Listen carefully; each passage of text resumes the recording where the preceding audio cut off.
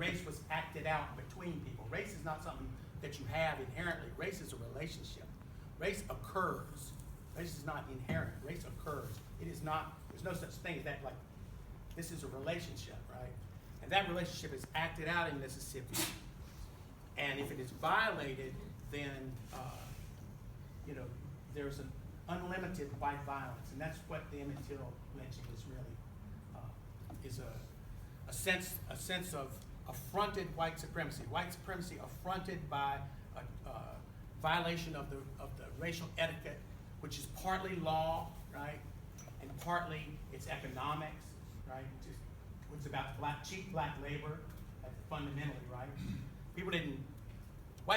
Europeans didn't go to Africa and pull people into the slave trade and turn them into objects because they hated black people, right? They could have put, if they hated black people, they could have put up signs all around Africa saying, "Don't go in here, it's full of black people," right? No. They had the military power to do this, and it's oil, basically. If you want to think about slavery, it's the oil of the 18th and 19th century. It's where the big money came from, all of it. The whole structure depended on this, like oil. But you can't go like, "We're here for your oil." Oh, excuse me, right? It's about democracy or something. First it was about Christianity. They're heathen, we're lifting them up, believe it or not. But then, as Africans, some began to convert to Christianity, or rather to adapt Christianity to their own culture and purpose. Then the question became, okay, so they're Christian, are they now free? Which of course the predictable answer is no, because they're worth so much money. And there you come with white supremacy. White supremacy, the idea that people who are darker are inferior, comes from that. So in Mississippi, it's an agricultural, right? And African Americans have been valuable, enslaved human agricultural machines, right? The contradictions are so deep. That creates a social order. Violations of that social order provoke extreme violence. So that's that.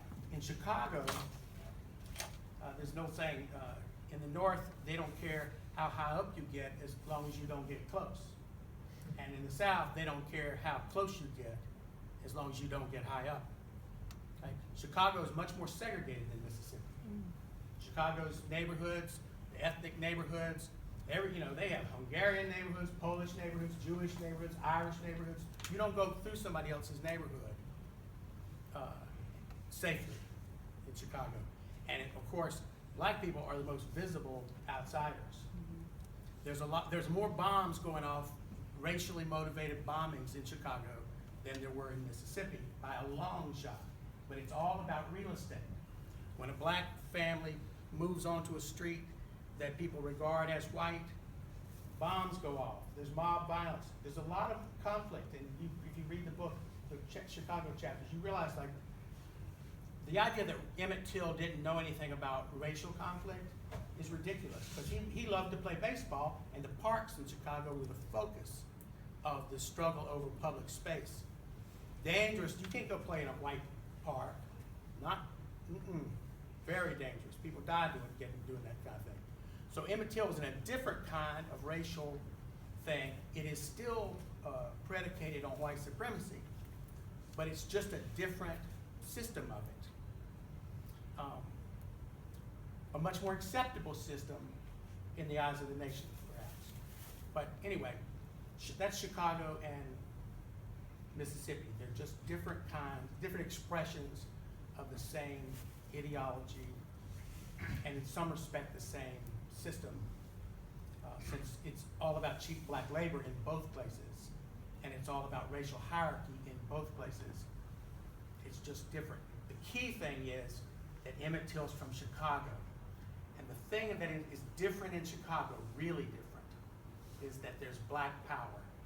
The Dawson machine, the political machine in Chicago, is probably the most powerful political machine in 1955 in the entire country, run by black people. That's a black political machine.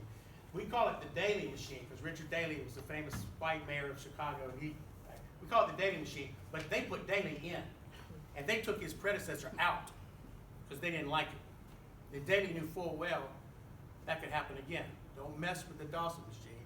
That's the largest constituency he had. Right? So they got the Dawson machine. They got the Chicago Defender. It's a national, it's the biggest circulation African-American newspaper in the country. They got Johnson Publishing, which is Ebony, Jet, and about half a dozen other national publications. Right? They've got black labor unions like the Brotherhood of Sleeping Car Porters, serious political muscle, economic muscle. Right? They beat the Pullman Company in a strike and made a union. Right? This is political power and economic power and cultural power that has been accumulated. It starts at about 1905. So slowly, we focus on the protest, right? But before the protest, there was a slow building up of black political and cultural and economic power in Chicago, and Emmett Till's from Chicago. And his mother, who we always describe as courageous, and she was also extremely politically savvy. She knew how Chicago worked. She knew where she was. She knew wherein power lay. Right? So what she does when they lynch her son, before his body gets back to Chicago, she's already notifying the media. She's calling people all over the country, telling them the story of the lynching in Mississippi, especially the black press in Chicago, but also the white press in Chicago. The other thing she's doing is she's leveraging all that black political power. She's in touch with the unions, right?